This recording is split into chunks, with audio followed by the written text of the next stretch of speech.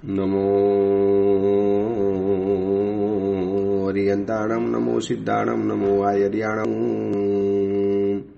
નમો વજ્જાયાણમ, નમો લોહે સૌવસાવુણમ, એસો પંચ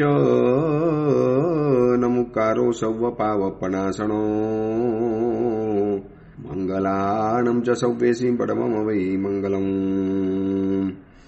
મંગલમ ભગવાન વીરો, મંગલમ ગૌતમ પ્રભુ, મંગલમ હુમ સ્થૂલભદ્રાદ્યા, જૈન ધર્મોસ્તુ મંગલમ. પ્રવચનનો વિષય છે માર્ગ ભૂલેલા જીવન પથિકોની પ્રતિબોધ કથા. આજથી 1245 વર્ષ પૂર્વે બનેલો 4 પ્રસ્તાવ અને 17,000 શ્લોકોની અંદરમાં ફેલાયેલો આ કુવલયમાલા નામનો ગ્રંથ આ ધરતી ઉપર જેટલા પણ જીવો છે, જેટલી પણ માનવ સૃષ્ટિ છે, જીવ સૃષ્ટિ છે, આ બધાને ઓછે વત્તે અંશે પરેશાન કરનારા આ 5 મહાસમર્થ દોષો, ક્રોધ, માન, માયા, લોભ અને મોહ. હવે આ દોષોને સમર્થ ગણવા કે નબળા ગણવા એ ખબર નથી પડતી. સમર્થ એટલા માટે કહી શકાય છે કે આપણને આપણા જેવા માનવીઓને ભણેલા ગણેલા એજ્યુકેટેડ હાઈલી સોસાયટીની અંદરમાં રહેનારા, એકદમ રીચ અને એકદમ પોશ એરિયાની અંદરમાં રહેનારા, બહુ ઊંચી પોસ્ટ ઉપર રહેનારા એવી પણ વ્યક્તિને ગમે ત્યારે એ પરેશાન કરી જાય, ગમે ત્યારે અડપલું કરી જાય, ગમે ત્યારે આવીને ટપલું મારી જાય. હવે એને સમર્થ ગણી શકાય ને? જે વ્યક્તિની પાસે એપોઇન્ટમેન્ટ વગર એક ચકલું પણ ન જઈ શકે, એના પરિવારના સભ્યોને પણ જેની પાસે જવા માટે એપોઇન્ટમેન્ટ લેવી પડતી હોય છે, એવી વ્યક્તિની પાસે આ 5 દોષો ગમે ત્યારે ધારે ત્યારે જઈ શકે છે. ક્યારે પણ એને ન જરૂર પડે એપોઇન્ટમેન્ટની, ન જરૂર પડે કોઈની લાગવગની, ન જરૂર પડે સિફારસની, વિનંતીની. એ કોઈ પણ જગ્યાએ બેઠેલો હોય, પ્લેનમાં હોય, ઓફિસની અંદરમાં હોય, પોતાના અંગત કાર્યમાં હોય, પ્રાઇવેટ કાર્યની અંદરમાં હોય, અરે આ વિશ્વની મહાસત્તા જે ગણાતી હોય, રશિયા, અમેરિકા કે ચીન કે ભારત, જે પણ ગણો હોય, જેને આપણે મહાસત્તા, સુપર પાવર દેશ કહી શકતા હોઈએ, એ દેશનો રાષ્ટ્રપતિ હોય કે એ દેશનો પીએમ હોય, એને મળવા માટે લોકોને લાઈન લગાવવી પડે, મહિના પહેલા એની મુલાકાત લેવી પડે, એપોઇન્ટમેન્ટ લેવી પડે. ગમે ત્યારે એ એપોઇન્ટમેન્ટ કેન્સલ પણ થઈ શકે છે. પણ આ 5 દોષોને ક્યારે પણ કોઈની એપોઇન્ટમેન્ટ લેવી નથી પડતી. એ ચક્રવર્તીની પાસે પણ 2 ધડક ક્યારે પણ જઈ શકે છે. હવે એટલે એને સમર્થ કહી શકાય. અને ના સમર્થ, અસમર્થ એટલા માટે કહેવાય છે કે આપણે કદાચ ધારીએ, જો આપણો અંદરનું સત્વ જાગે, આપણી અંદરનું સ્પિરિટ પાવર, જો અંદરનો ઉલ્લસિત બની જાય, એક અપૂર્વકરણ જો આપણી અંદરમાં પેદા થઈ જાય, તો આપણે આ 5 દોષોને એક કાચી સેકન્ડમાં પણ ધરાશાયી કરી શકીએ છીએ. એક કાચી સેકન્ડમાં.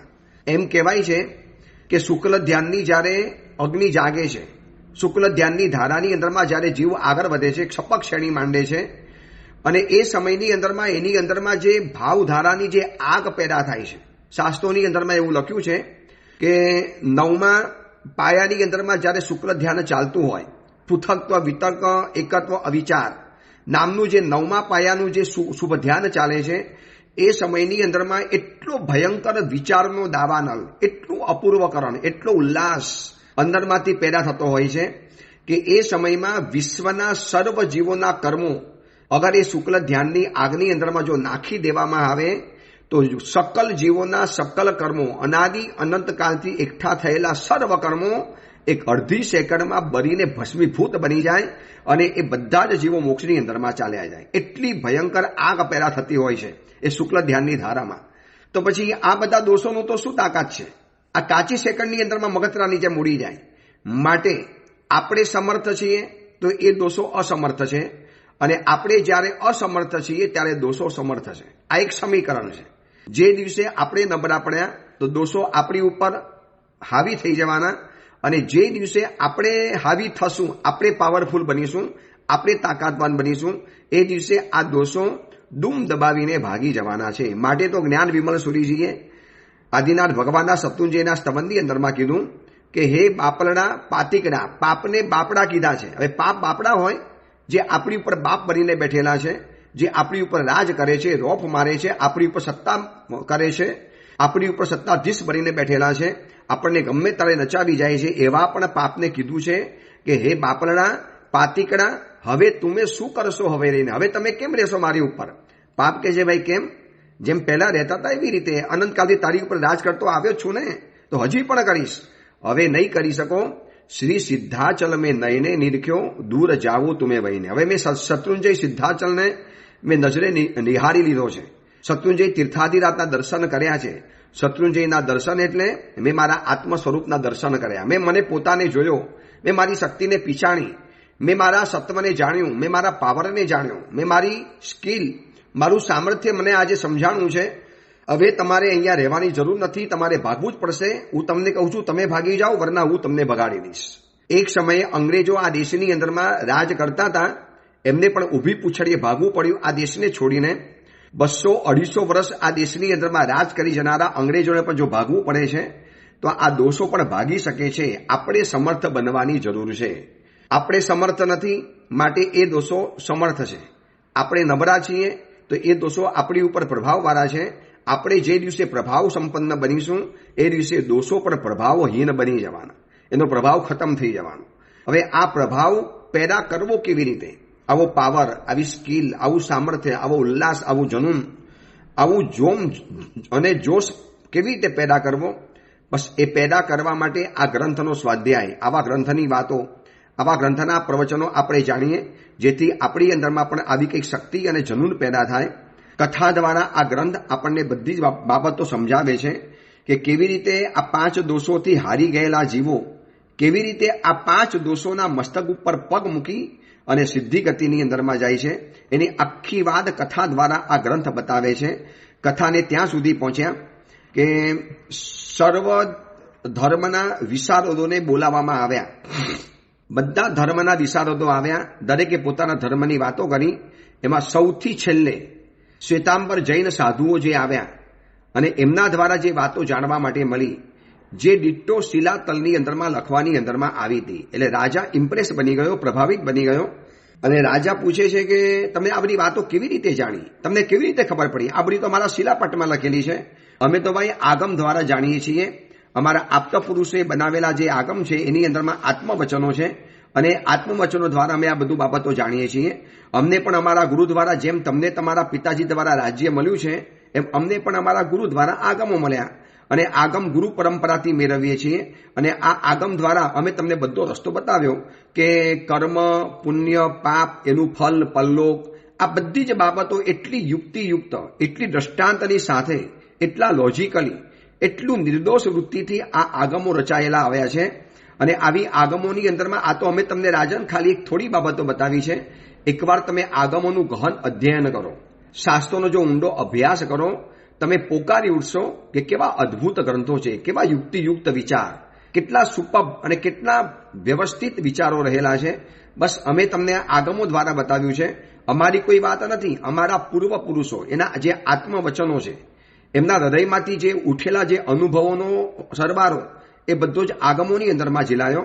અમારા તીર્થંકરો, અમારા ગણધર ભગવંતો એ બધાએ આ શબ્દોની અંદરમાં રચ્યા, ઝીલ્યા અને એમાંથી મહાપુરુષોને જે જે રીતે પોતાની રીતે નવો ઉન્મેષ થયો, નવી નવી જાણકારી પ્રાપ્ત થઈ, એ બધું જ આગમો અને ગ્રંથોની અંદરમાં લખતા ગયા, ઉતારતા ગયા. અને જે વૈભવ અમારી પાસે આવ્યો છે એમાંથી અમે તમને આ સાર વચનો સમજાવ્યા છે. અને ગુરુએ કીધું કે સર્વજ્ઞ ભગવંતોના વચન અને એમનો જે વિસ્તાર છે એ સમગ્ર ભાવથી શ્રદ્ધા કરે, એને વિધિ, પ્રતિષેધ, નિરૂપણ કરવાની અંદરમાં એટલા તત્પર છે. એમાં તપ, સંયમ, શીલ, વિરતિ અને સર્વકર્મ નિર્મૂલ કરી અને જલ્દીથી સિદ્ધિ ગતિની અંદરમાં પામી જઈએ, પહોંચી જઈએ, એવો એક સાફ રસ્તો બતાવવામાં આવ્યો છે. કોઈ આની અંદરમાં પૂર્વ અપરનો વિરોધ નથી આવતો. આગળના શબ્દથી પાછળનો શબ્દ કોઈ જુદો નથી પડતો. એક સરખું, એક ધારી રીતે, એક લિંક જાળવી, એક બરોબર ધારાને જાળવી, લયબદ્ધ રીતે આ ગ્રંથો આગળ વધતા જાય છે. અને એ તમને અમે આ વાતો બતાવી છે. રાજા આ સાંભળીને આફરીન પોકારી ગયો. શિલાપટની અંદરમાં જે લખવામાં આવ્યું હતું એ બધી જ બાબતો આ ગુરુના મુખ દ્વારા જાણવા માટે મળી. અને રાજા આફરીન પોકારી ગયો. રાજાને થયું કે ખરો ધર્મ તો આ છે. એને કુંવરને કીધું, કુંવર દેખો, બધા ધર્મનો આપણે રસાસ્વાદ લીધો, બધા ધર્મની વાતો જાણી. કેટલીક બાબતો પૂર્વ અપર વિરોધ છે, કેટલીક વ્યવહારમાં વિરુદ્ધ છે, કેટલીક જીવનની અંદરમાં આચરી શકાય એમ નથી, કેટલાક હિંસાથી ભરપૂર છે, કેટલાકના વિચારો અસ્પષ્ટ રહેલા છે. કુંવર, મને આ જે ધર્મગુરુએ જે વાતો બતાવીને એ મને લાગે છે કે આ નિશ્ચિત મોક્ષ માર્ગ છે. આ જ સાચો મોક્ષ માર્ગ. આની ઉપર ચાલવાથી જ સર્વ કર્મોનો ક્ષય થશે અને મને લાગે છે કે આ જ સર્વ ધર્મનો સારભૂત છે. આની અંદરમાં દરેક ધર્મની બધી જ વાતો આની અંદરમાં આવી જાય છે. જેટલા ધર્મોની જે સારભૂત વાત હતી, જાણે કે બધાનો સાર ભેગો થઈ અને એક નવો ધર્મ બન્યો હોય એવો આ ધર્મ રહેલો છે. તો અને દેવીએ પણ મને આ જ ધર્મ આપેલો છે. તેથી લાગે છે કે ઈશ્વાકુ વંશનો આ જ કુલ ધર્મ છે. આ જ ઈશ્વાકુ વંશની પરંપરાની અંદરમાં આવેલો ધર્મ છે અને મને દુર્લભ ધર્મની પ્રાપ્તિ થઈ ગઈ છે. એ વખતે કુવલયચંદ્ર કુંવર કહે છે. હવે કુવલયચંદ્ર કુંવર બોલે છે.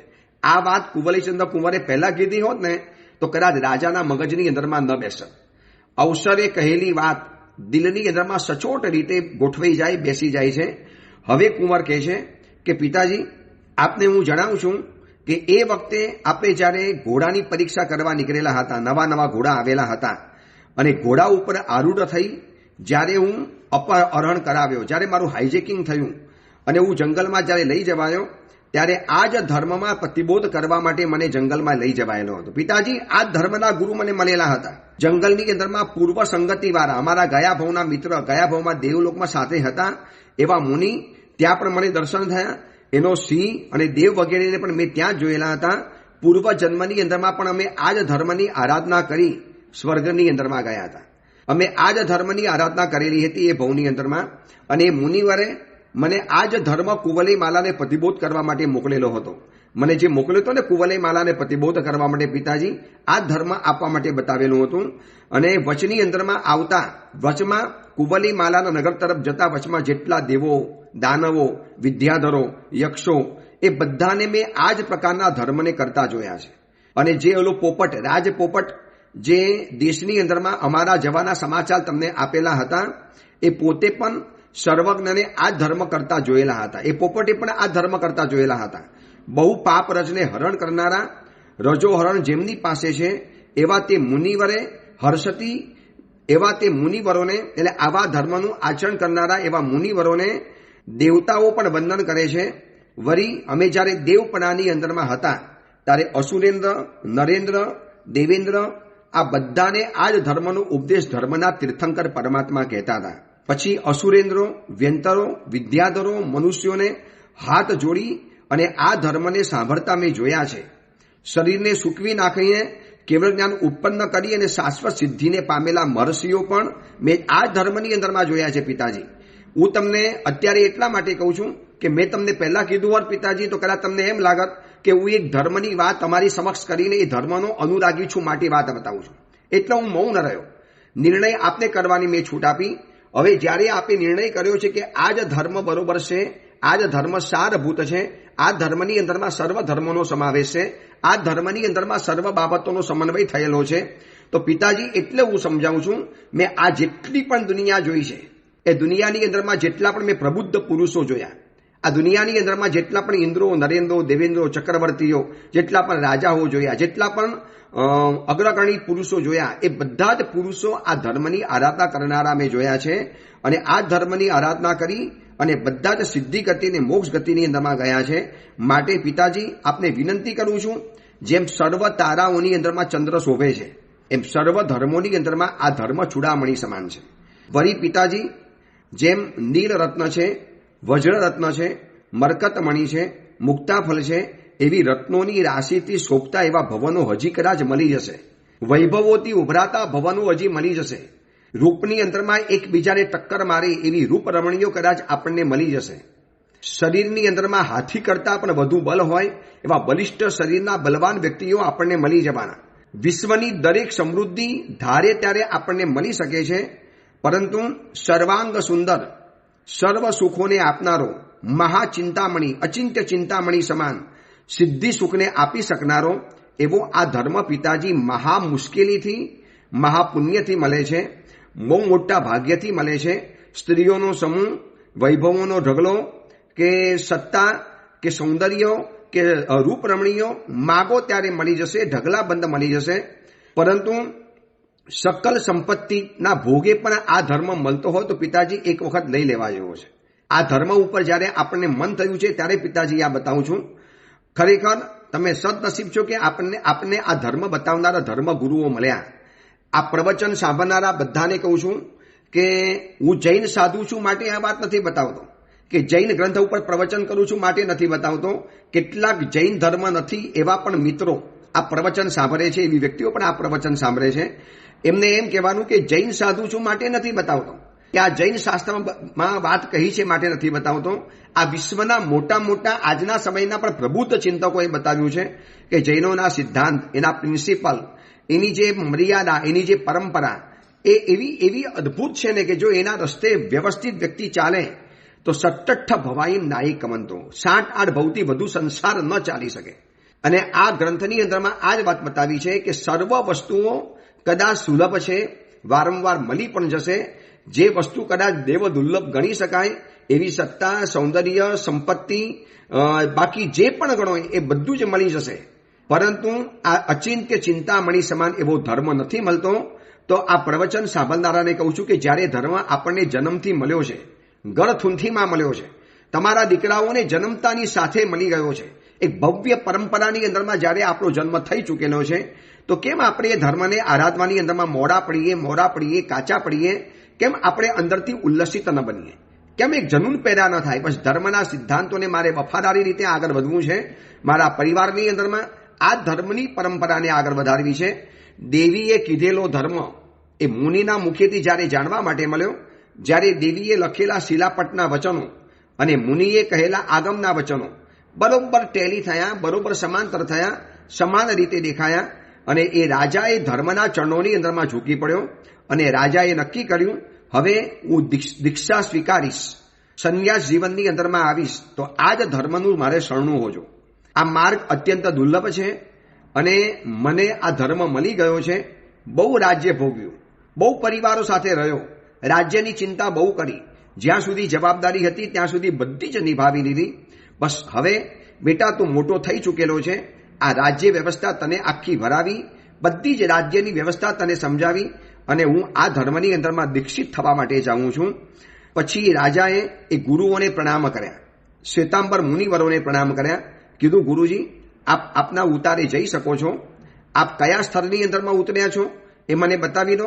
બસ હું આપની પાસે ટૂંક સમયની અંદરમાં, આપ અહીંયાથી ચાલી નહીં જતા, આપ વિચરણ નહીં કરી જતા, આપ અહીંયા સ્થિરતા કરજો મારા આત્મકલ્યાણ માટે. આપ તો વાયુની જેમ અપ્રતિબદ્ધ છો, ગમે ત્યારે ચાલી જશો. બસ આપ અહીંયા રહેજો, સ્થિરતા કરજો.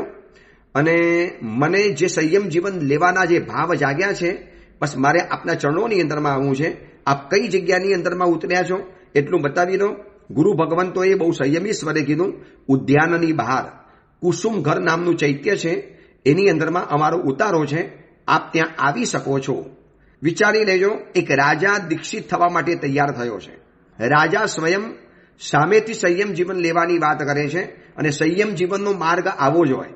હું તમને સંયમ જીવન લેવા માટે વારંવાર આગ્રહ કરું અને પછી એમ કહો કે ઠીક છે, વિચારીશ, જોઈશ, અને પરાણે જાણે તમને હા પડાવું.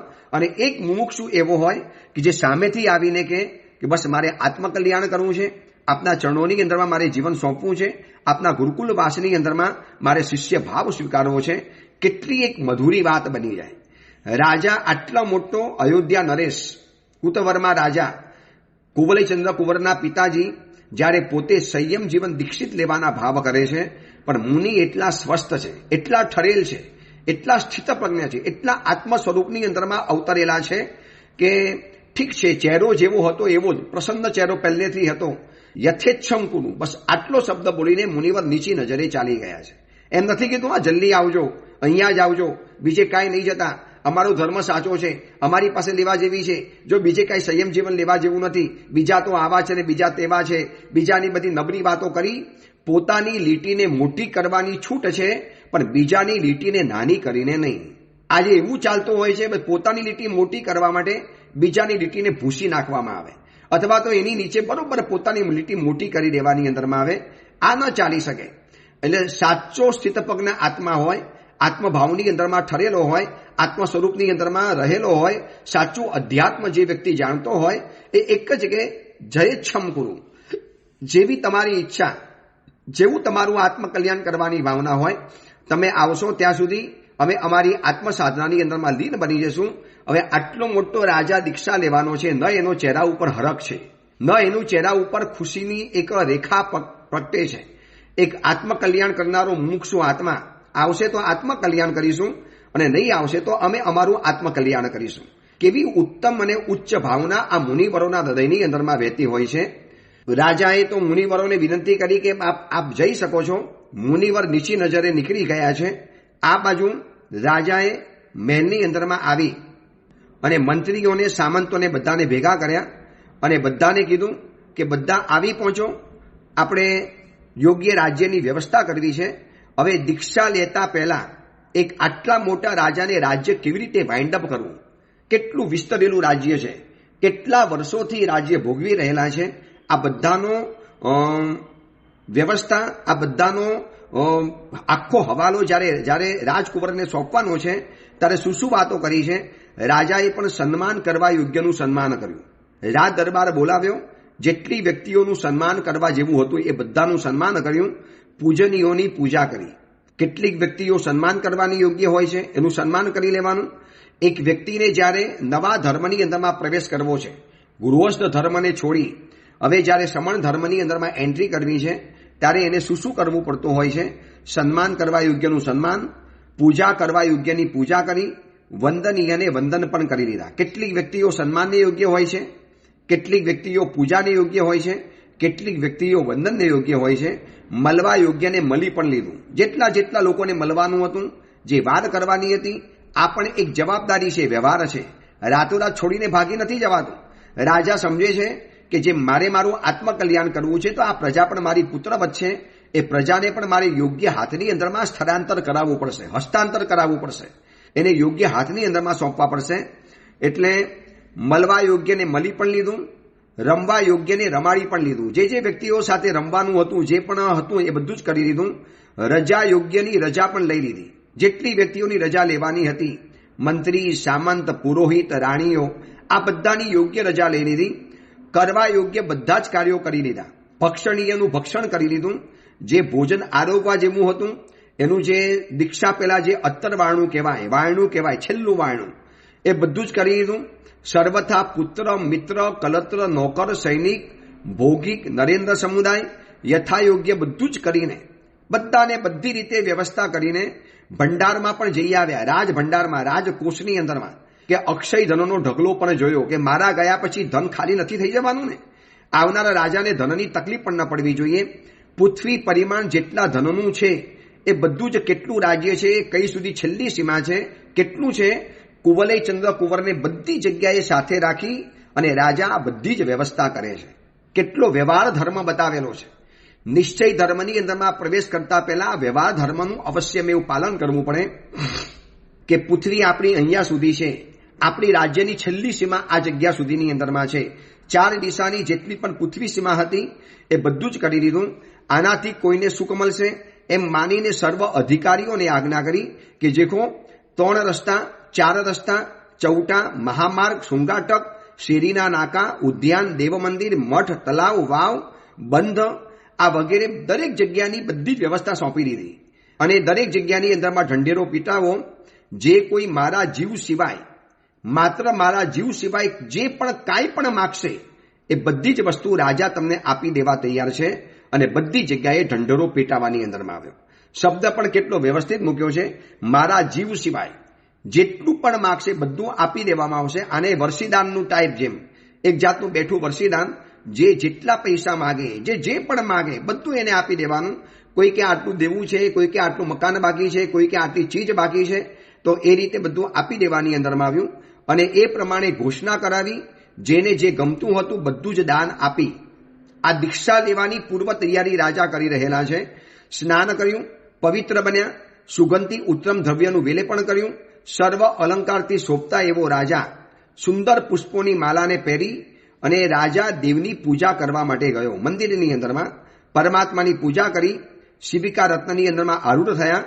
પરમાત્માની પૂજા કરી, પરમાત્માનો અભિષેક વગેરે કર્યો. વરી પાછા પોતાના રાજભવનની અંદરમાં આવ્યા. કુવલય ચંદ્ર કુંવરને પોતાના રાજ સિંહાસન ઉપર બેસાડે છે. સર્વ સામંતો, મંત્રીઓ, શ્રેષ્ઠીઓની સામે જાહેરાત કરે છે કે બહુ ઉત્તમ અને યોગ્ય વ્યક્તિના હાથની અંદરમાં રાજ્ય સત્તા સોંપીને જોઉં છું. આ સુધીની અંદરમાં તમે જે રીતે મારી સાથે રહ્યા, મારી સાથે ખભે ખભો મિલાવી આ રાજ્યના વિકાસની અંદરમાં જે સાથ આપ્યો, આવો જ સાથ આ કુવલયચંદ્ર કુંવરને પણ આપજો. એ પણ તમારી સંભાળ રાખશે. આ બધી જ સલાહ આપી દીધી છે મંત્રી, સામંત, શ્રેષ્ઠીઓ, નગરપતિઓ, સેનાપતિઓને. અને છેલ્લે કુવલયચંદ્ર કુંવરને પણ અંતિમ શિખામણ આપે છે. બેટા, સમર્થ છે, દુનિયા જોઈને આવ્યો છે, બહુ અનુભવના ટાંકણાઓથી તું ઘડાઈ ગયેલો છે, બહુ ઉત્તમ ગુરુવરોએ તારું શિલ્પ ઘડ્યું છે, ઉત્તમ રીતે તું આગળ વધે છે, તારામાં કશું જ કહેવાપણું નથી. વિનય છે, વિવેક છે, નમ્રતા છે, નિરભિમાનતા છે, તું કુલવાન છે, શીલવાન છે, બધી રીતે રાજા બનવાને તું યોગ્ય છે. છતાં પણ સત્તા ચીજ એવી છે કે એક વખત સત્તા ઉપર બેઠા પછી વ્યક્તિ આખો નાખો બદલાઈ જતો હોય છે. આ સત્તાનો નશો, સત્તાનો કેફ, સત્તાની એક આડ અસર બેટા તારા જીવનની અંદરમાં ન આવી જોઈએ. તું રાજા નથી બનતો, તું પ્રજાનો સેવક બને છે. આ પ્રજાનું દિન રાત તારે પાલન કરવાનું છે. આ પ્રજાને પુત્ર ગણીને, પ્રજાને ભાઈ ગણીને, પ્રજાને સર્વસ્વ ગણીને, પ્રજા છે તો આપણે છીએ, આનું ધ્યાન રાખીને બેટા બસ આગળ વધતા જજો. આ સિંહાસન આજથી તમારું, આખી રાજ્ય વ્યવસ્થા તમારી, આ રાજ્યનો અર્થકોષ, ભંડાર, ધન વગેરે તમારું છે. બસ યુવાનીમાં છે, સાવચેતીથી આગળ વધજે. તારું જતનથી સંસ્કરણ અમે કરેલું છે, છતાં પણ તારે સાવધાન રહેવાનું ડગલે પગલે.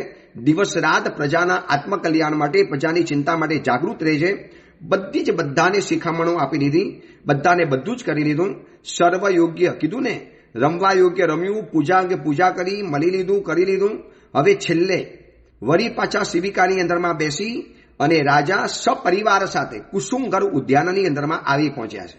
એક આંખની અંદરમાં દુઃખ છે કુવલયચંદ્ર કુંવરને કે પિતાજી જઈ રહેલા છે, પણ બીજી આંખની અંદરમાં હરખ એ છે કે પિતાજી સંકિત પામીને જાય છે, સાચા ધર્મના રસ્તે જાય છે.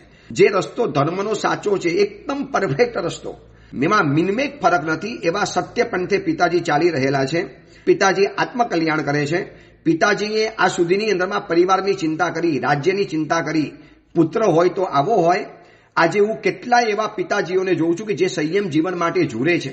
હકીકતમાં સંયમ જીવન લઈ શકે છે, શરીર સારું છે, હજી શરીરની અંદરમાં આરોગ્ય સારું છે, સંયમ જીવન પારી શકે એમ છે, પણ એવા સમયની અંદરમાં એમનો પરિવાર દિવાલ ભરીને આડો આવી જાય. નહીં, દીક્ષા તમારે નહીં લેવાની, તમે પછી જશો તો અમારું શું થશે? આટલો સ્વાર્થી વિચાર. જે પિતાજીએ આખી જાત તમારા માટે ઘસી નાખી, જે પિતાજીએ દિવસ રાત તમારા માટે એ કર્યા, હવે એ પિતાજી જ્યારે પોતાનું આત્મકલ્યાણ કરવા જઈ રહેલા છે તો આપણે કેમ દિવાલ બનવાનું, કેમ અટકવાનું? પિતાજીને કહી દો, પિતાજી આપ પધારો, આપે બહુ કર્યું અમારા માટે, આપે આખી જિંદગી અમારા માટે ઘસી નાખી છે. પિતાજી હવે આપ આત્મકલ્યાણ કરો. આપની આત્મકલ્યાણમાં મેં આડા નહીં આવ્યા, આપ રહો એ અમને ગમશે, પરંતુ આપ આત્મકલ્યાણના રસ્તે જાઓ છો. હું આવા ઓછામાં ઓછા 50 થી 60 વયોવૃદ્ધ વ્યક્તિઓને ઓળખું છું જે સંયમ જીવન લઈ શકે છે. સંયમ જીવન લેવા માટે જે તલપાપડ છે, જેમને યોગ્ય ગુરુ પણ મળી ચૂકેલા છે, જેમને યોગ્ય ગુરુકુલવાસ પણ મળી ચૂકેલો છે, પણ આવો જ પરિવારનો મોહ, પરિવારનો એક અંતરાય, બસ પરિવારના રાગના બંધનો એમને પણ ફસાવીને રાખેલા છે. તો આ સમજદારી કેળવવી જોઈએ એવી કુવલયમાલા ગ્રંથ આપણને સમજાવે છે. યોગ્ય દીકરો હોય તો એને પણ જવા દેવો જોઈએ કે જ્યારે એને સંયમ જીવન લેવાના મન થયું છે, યોગ્ય ગુરુ મળ્યા છે, આ ભોગ વિલાસના સમયમાં એને સંયમ જીવવાનું મન લે થાય છે, એ જ મોટી વાત છે. એટલે કુવલયચંદ્ર કુંવર, કુવલયમાલા રાણીઓ બધાને દુઃખ તો છે, મહેન્દ્ર કુંવર બધાને દુઃખ છે, પરંતુ બધા વિચારે છે આ પિતાજી અમારા માટે શું નથી કર્યું. હવે જ્યારે પોતે આત્મકલ્યાણ કરવા માટે માગે છે તો આપણે અટકવું નથી. એક તરફ ઊભો છે મહેન્દ્ર કુંવર, એક તરફ ઊભા છે કુવલયચંદ્ર કુંવર, પાછળ કુવલયમાલા અને બધી સ્ત્રી વર્ગ ઉભેલા છે. અને ગુરુ ભગવતની પાસે પહોંચ્યા અને ગુરુ ભગવાને જઈને વંદન કર્યા અને બે હાથ જોડે વિનંતી કરી છે કે હે ગુરુ ભગવંત, આપની દીક્ષા આપી મારી ઉપર ઉપકાર કરો. હે ગુરુદેવ, આપ મને આ સંસાર સાગરમાંથી બહાર કાઢો. બહુ મારો સમય વીતી ગયો છે, હું જાણું છું કે મોડો પડ્યો છું, પણ બસ હવે મને આપ સંયમ જીવન આપી આ સંસારરૂપી સાગરને તરવા માટેની મને એક નાવ આપી દો. જ્યારે આ વિનંતી કરી ત્યારે ગુરુએ કીધું કે હે નરનાથ, હે રાજન, તમારા હૃદયની અંદરમાં આ ધર્મ બરોબર સમજાયો છે, જેથી આપ દીક્ષા અંગીકાર કરો છો. રાજાએ કીધું કે મને અવશ્ય આ ધર્મ સમજાયો છે, હું સ્વયં સંયમ જીવન લેવા માટે ઉત્સુક છું, મને સંયમ જીવન આપો. ભગવંતે કીધું કે જો એમ જ છે તો હે દેવાનુપ્રિય આવા માંગલ કાર્યોની અંદરમાં વિલંબ કર્યા વગર ઉદ્યમ કરો. માં પરિબંધમ કરું, પ્રતિબંધ નહીં કરો. અને પછી લગ્ન તપાસ્યું. પાપ ગ્રહો સુખકર હતા, સૌમ્ય ગ્રહો સમદ્રષ્ટિવાળા હતા, છાયા જીનમતી વર્તતી હતી, સુકુનો અનુકૂળ હતા. એ સર્વને જોઈ સકલ નરેન્દ્રો, મંત્રીઓ, નગર નેતાઓના વદન તરફ નજર કરી, એમની તરફ નજર કરી અને ગુરુ ભગવંતે કીધું છે કે આ અમારા સ્વામી છે, તેમને જે સૂજે એ પ્રમાણે એમને કરવા દો. બધાએ જ્યારે આવી વિનંતી કરી એટલે ગુરુ ભગવંતે ચૈત્ય ગૃહ તૈયાર કરાવ્યું, પૂજાઓની રચના કરાવી, ધજાઓ ફરકાવી, મણીની બનાવેલી ફરસબંધી વગેરે સફાઈ કરી, પરમાત્માના સ્થાપિત કર્યા, પ્રભુનો અભિષેક કર્યો, ઉત્તમ વિલેપણ કર્યું, વાચિંત્રો વગાડ્યા, લોકોની અંદરમાં જય જયકાર થવાની અંદરમાં આવ્યો. ઓહો, આપણા રાજા પ્રવજ્યા સ્વીકારે છે, રાજા હવે ઋષિ બની જવાના, આ રાજર્ષિ બની જવાના, રાજા હવે મુનિ બની જવાના, રાજા હવે સંન્યાસી બની જવાના. આવી લોકો વાતો કરતા હતા, લોકો એકબીજાને બતાવતા હતા. અને હજારો વ્યક્તિઓની સમક્ષ યોગ્ય વિધિ વગેરે કરી યોગ્ય સમય આવ્યો એટલે ગુરુ ભગવંતે ઊભા થઈ રાજાના હસ્તની અંદરમાં રજો હળ મૂક્યું. વાંકા ચૂકા તરંગો જેવા દેખાતા માયારૂપી કેસની 3 ચપટીઓનો લોચ કર્યો. સેંકડો ભવોની પાપ રજને ધોઈ નાખનારું સામાયિક ઉચ્ચારવાની અંદરમાં આવ્યું 3 વખત. મેરુ પર્વતના ભારથી પણ અધિક એવો ભારવાળો પ્રવજ્યા ભાર આરોહણ કર્યો અને મુનિવરોને એક સમુદાયની અંદરમાં રાજા મુનિવર બનીને શોભી ઉઠ્યા. સામંત, મંત્રી, પુરોહિત, હજારો નગરવાસીઓ આ નવીન મુનિવરને વંદન કરે છે, નિહારે છે. કુવલઈ માલા અને કુવલઈ ચંદ્ર કુંવર, મહેન્દ્ર કુંવર એ બધાની આંખમાંથી આંસુ રેલાય છે. પણ આ આંસુ ખુશીના પણ છે અને થોડાક પિતાજીના વિયોગના પણ છે. ભલે પિતાજીનો વિયોગ થશે પણ પિતાજીએ કેવું અદ્ભુત કામ કરી બતાવ્યું, કેવા સંયમ જીવનના માર્ગે નીકળી પડ્યા. આ માર્ગ એમને સ્વયં પસંદ કર્યો છે, આ માર્ગ એમને સ્વયં ચૂંટ્યો છે, આ માર્ગ એમને જાતે સ્વીકારેલો છે અને સંયમ જીવન જેવું પરિપૂર્ણ થયું. એટલે બધા જ નીચે બેઠા અને ગુરુ ભગવંતે હિત શિક્ષા ફરવાવી નૂતન મુનિવરને. રાજા ભલે રાજા હતા પણ આજે તો નૂતન મુનિવર છે. એ નૂતન મુનિવરને એક અદ્ભુત હિત શિક્ષા આપે છે. શું હિત શિક્ષા આપે છે એ પણ જાણવા જેવી છે. એની વાત આપણે આવતીકાલે કરીશું. આ કુવલઈમાલા ગ્રંથ હજી પણ આગળ વધે છે. હજી તો આગળ અવનવી ઘટનાઓ આવવાની છે. 151-52 જેટલા પ્રવચનો થઈ ચૂકેલા છે. કદાચ 200 સુધી પણ પહોંચી જાય. એકદમ આરામથી આપણે આ પ્રવચન જાણતા જઈએ છીએ. એ જ મંગલ કામના મંગલ ભાવના. જીનાગના વિરુદ્ધ કાંઈ પણ બોલાયું હોય તો મિચ્છામી દુક્કડ.